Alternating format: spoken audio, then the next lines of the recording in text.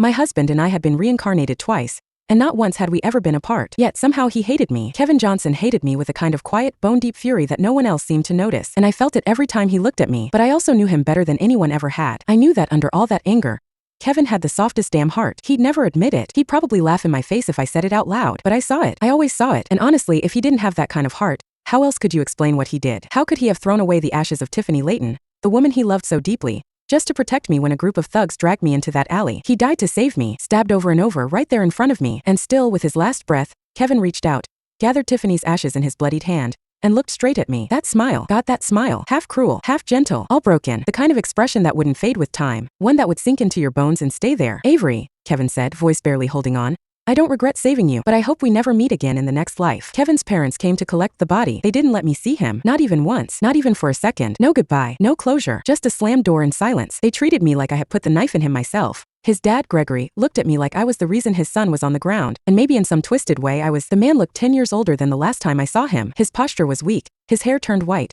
reflecting the grief that had gutted him. But Gregory didn't break, not fully. He just stood there, hollowed out, looking at me like I was a bad decision he never got to undo. If your father hadn't made that promise to me before he died, he said, voice low and rough, I would have never stopped Kevin from marrying Tiffany. Never. But I owed him. Kevin kept saving your life like it meant something, like it was fate. But this, whatever this is between you two, ends now. It has to. Then came Eleanor, Kevin's mom. God, the way she looked at me like I was poison. She didn't yell or cry. Eleanor just stared at me with those sharp, tired eyes that had probably spent the whole night awake. Eyes that had seen their son brought home in a body bag. Avery, she said, her voice cold and measured, if you have even a shred of conscience left, let my son go. Let him rest. Don't follow him into the next life. Don't make him suffer for you again. Then Eleanor folded her hands like it was Sunday Mass, and she said it. Please, let him go. We're begging you. And that's what stuck. Not the blood. Not the funeral I wasn't allowed to attend. Not even Kevin's last words. That one sentence, let him go, burrowed into my head and stayed there for 10 years. So I didn't go home, didn't show my face, and didn't do anything except work. I poured every damn part of me into researching the artificial constellation sequence. 7 stars. Something half the world said was a fantasy, but I made it real. When we finally pulled it off and it finally worked, I signed up as the first test subject without hesitation. Professor Aldridge looked at me like I'd lost my mind. Avery,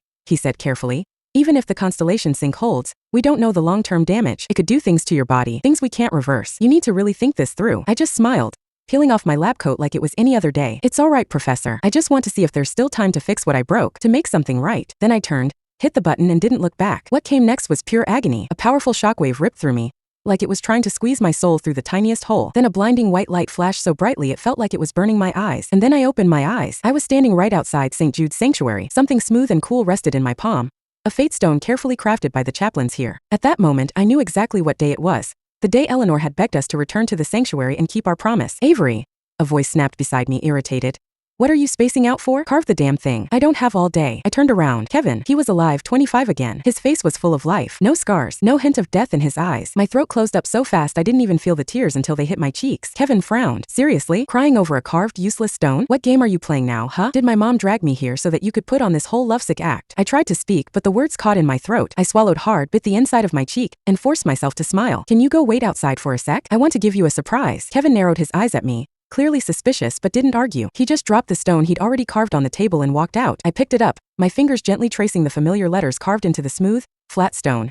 His name, Kevin Johnson. And then something hit me deep inside. Loving him the way I did never brought either of us peace. We never found happiness. All we ended up with were empty spaces, wide, aching holes where our dreams used to live. A young chaplain walking by noticed me frozen in place. Miss Avery, he said softly, if you don't carve your name soon, you'll miss the last bus down the mountain. I blinked, nodded and picked up the carving knife. My hand trembled just a little as I carved the name. Tiffany Leighton. Stroke by stroke, line by line, I traced every letter with care. When I finished, I set the stone down and finally let out a breath. For the first time in years, it felt like I could actually breathe. St. Jude's wasn't just any sanctuary. It was known for answering prayers about love. If your bond were true, heaven would protect it. But if what you brought was a cursed bond, it would always turn against you. Every single time. For more than 10 years, Eleanor and I have made it a tradition to visit St. Jude's annually, like clockwork. When the chaplain saw me this time, he gave me that same calm smile he always had. Gentle, warm, but also layered. It was meaningful. Then, the young chaplain repeated what he had told me years ago. Kevin and I were tied together by fate, destined to cross paths again and again. He saved me more than once in the past, and that's how we ended up married. Hearing this revelation,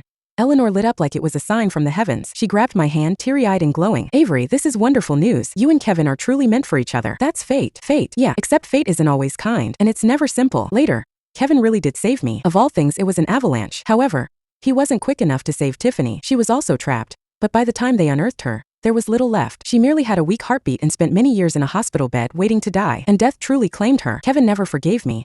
Not even once. Every bit of his grief, pain, guilt, and heartbreak was directed right at me, blaming me for being there. Perhaps if I hadn't been there, he might have been able to save her instead. And yet, when it came down to it, he still chose me. I used to think the chaplain's words were beautiful. I remember how they filled my chest with this ridiculous hope. I clung to them like they meant something divine, like maybe the universe was on our side. Now I know better. It wasn't a blessing. It was a warning. The fate that connected Kevin and me wasn't some golden ribbon of destiny. It was a chain. Heavy, tight, unforgiving. And I'd been too happy, too stupid, to see that look in the chaplain's eyes when he smiled. I'd mistaken his pity for reassurance. And that blind, naive hope kicked off a whole storm of heartbreak I never saw coming. At the altar, I handed the 2 fate stones to the chaplain. He squinted at the carvings, his expression going cautious. Avery, if the names on these are wrong, the blessing transfers to someone else. I looked him straight in the eye and nodded. This is how it's supposed to be. It wasn't too late, not yet. I could still make sure Kevin got what he really wanted. As I stepped out of the sanctuary, a couple passed us on their way in. The girl was practically glowing, clinging to her boyfriend's arm like they were the only 2 people in the world. I heard the magnolias in the garden are about to bloom,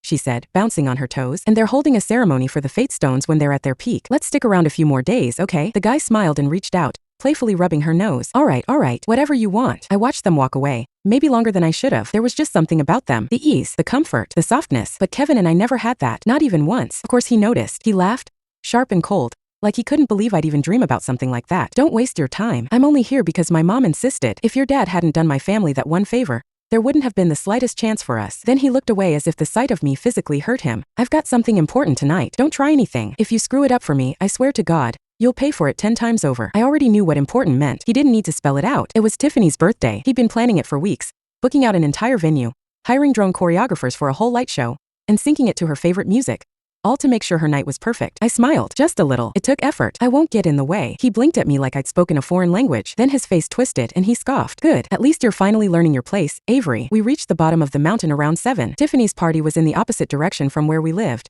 No way he could make it to both. The car slowed to a stop. Kevin glanced at me, suddenly unsure of himself. It was rare to see even a flicker of hesitation in him. I unbuckled my seatbelt and said, I'll get out here. I can grab a cab. He blinked again. What's up with you? Did praying knock some sense into you? You usually throw a tantrum whenever I see Tiffany and try to mess things up. I turned to him and smiled. A real one this time. Soft, calm, resigned. I'm tired, Kevin. I don't want to always be the villain in your story. I'm not going to fight it anymore. And I won't stop you from seeing Tiffany. Just go. You'll be late. I didn't wait for a response. My body was already starting to feel heavier, the pain simmering beneath the surface, harder to ignore. I stepped out of the car and closed the door gently behind me, letting out a slow breath. Kevin glanced at his watch and looked up at me once more. This time he looked different. He was still guarded but serious. Thanks, he said quietly. Then he drove off. No goodbye, no look back. But honestly, even before this, he never really looked back.